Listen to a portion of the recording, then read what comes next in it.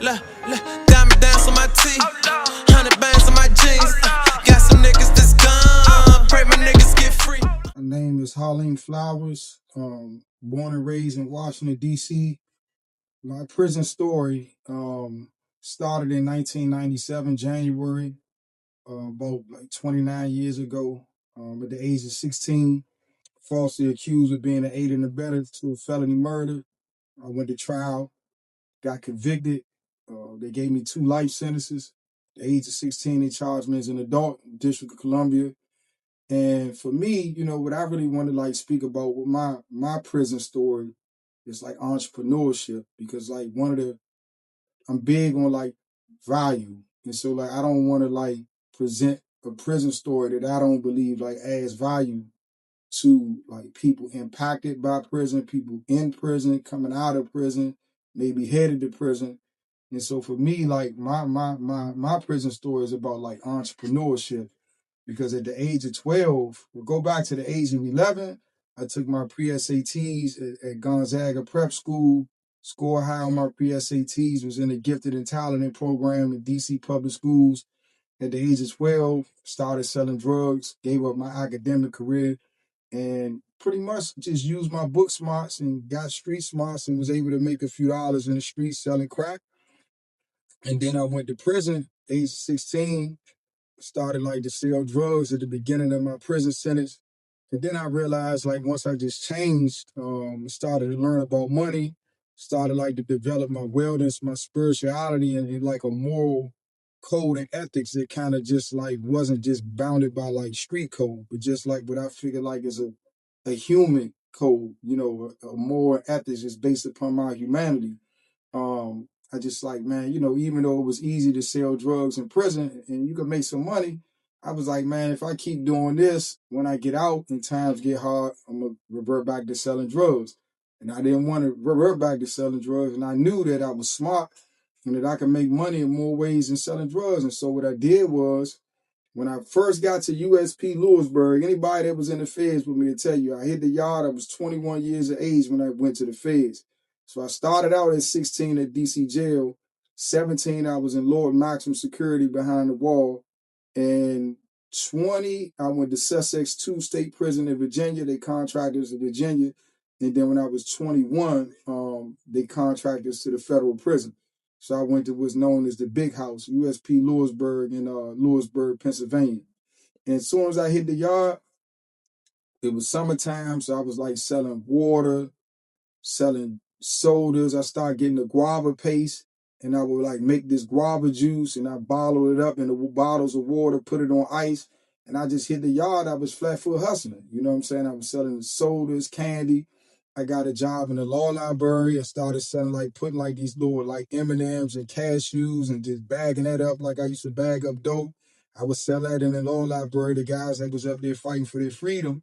But then as I, got access to the law library and the feds, I bumped into a guy named Minka, Michael Norwood from New Jersey, old bank robber from New Jersey, and from Newark. And at that time, I just was like writing love letters and poems to girls to get visits in prison. And so I did a spoken word performance for the Moore Science community in Lewisburg. The homie Man like asked me to come and do it, Marvin Blunt Bay, and I did it. And once I recited, the homie George Owens, he was like, man, you should write a book. And so right after that, I went to the Hole. So the Hole is like special housing unit. So they found some knives in my cell, and I went to the special housing unit and I started like writing my book. My first book was titled Reason to Breathe. And I remember like I was writing letters back to people in society, like, man, when I get out, not when I get out, like, man, I'm about to write a book. I'm gonna write a book. And so nobody was writing me back. At this time, I don't think it was like as common for guys in prison to write books as it may be now. But, I wrote the book in the Hole. I wrote it in like 60 days, completed the book. And I went to the law library. Once I got out the Hole, I bumped into Minka, Michael Norwood, learned that he had a publishing company, and a guy named Tyrone Hines from Syracuse, New York, he had a publishing company. And they gave me the game on how to get my ISBN number, get my barcode number. My mom worked at the Library of Congress, so getting my copyrights was easy. And once you get your ISBN number, you kind of got your independent publishing house. And so I started my publishing company, SADO Publications, SADO, an acronym for Struggle Against the Odds. I came out with my first book in like 2004, 5. I wrote it in 2002. 2002, yeah, I was 22, but it took me a couple of years to get the company started because they took my phone, my visits, and my commissary for a year. So my communication to the streets was slow. But I started the publishing company like 2004, 2005. I was like 24, 25, and um, and I just was like flat footing the books in the penitentiary. Guys would go home from the feds. I worked in the law library, so I would print out like a bunch of like order forms for my books. And like guys that would leave from the feds back then, they would catch the bus. So I would give them like 100 order forms and tell them when they go to the bus station to just pass out the order forms to different people that they met them as they went from bus to bus getting home.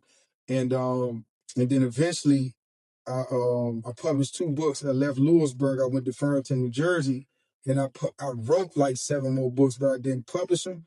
But then I transferred to Atlanta USP in 2013 because in Atlanta they had the cell phones.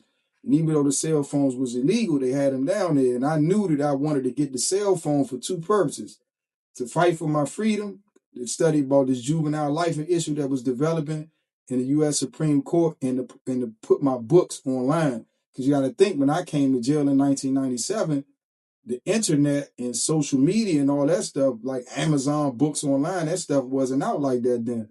And so once I went to Atlanta, got me a phone, I went from 2 books published to 11 books. In 1 year, I published like 9 books. I had a big article done on me in the Business Insider magazine. You could look that up online. It was called A Fashionable Exit. This was in 2013. And at that time, I had published like 8 or 9 books. And the guy, he just interviewed me, from prison. He was like, this guy, Michael Del Santos, Michael Del Castillo.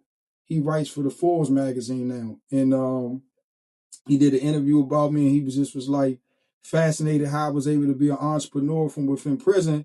And the article was like, once I got out, I was just saying like I was going to start a fashion company and get into different things once I got out. And then I ended up getting out 6 years later. Council member Kenya McDuffie, he legislated in D.C. the Incarceration Reduction Amendment Act, which allowed guys like myself that got life under the age of 18 after we served 20 years to get a chance to get resentenced and get released. I got out March 21st, 2019.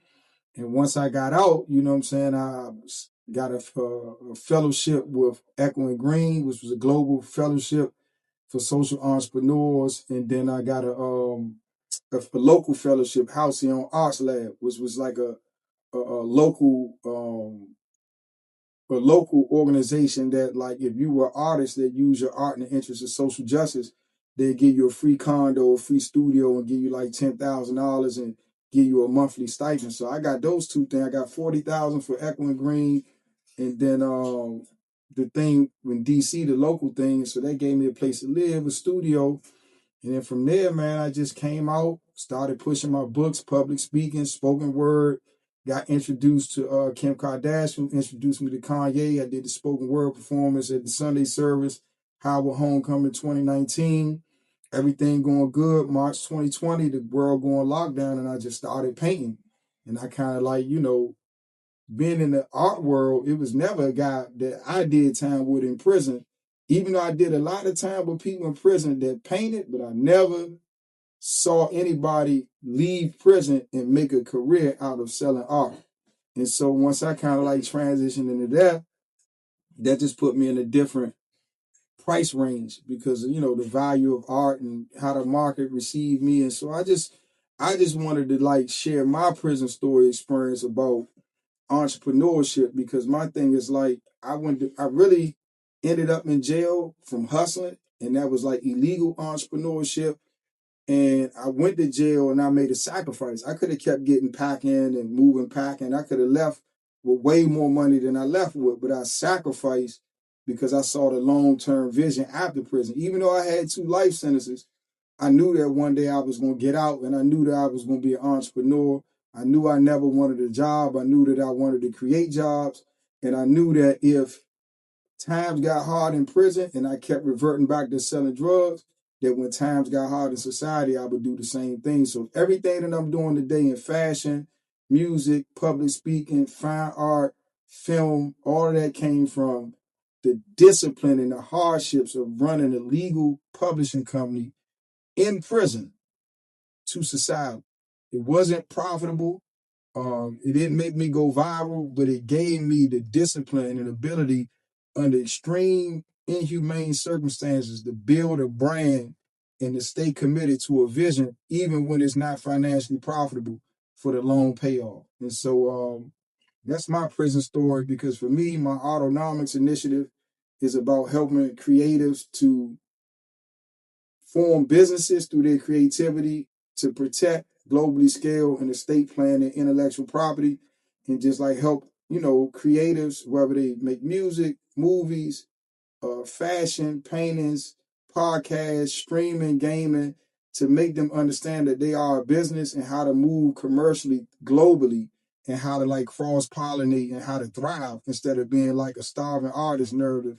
And just to scale what they doing. And so for me, if I wanted to tell my prison story, I wanted to tell my prison story from the perspective of entrepreneurship, because entrepreneurship is what got me in the streets.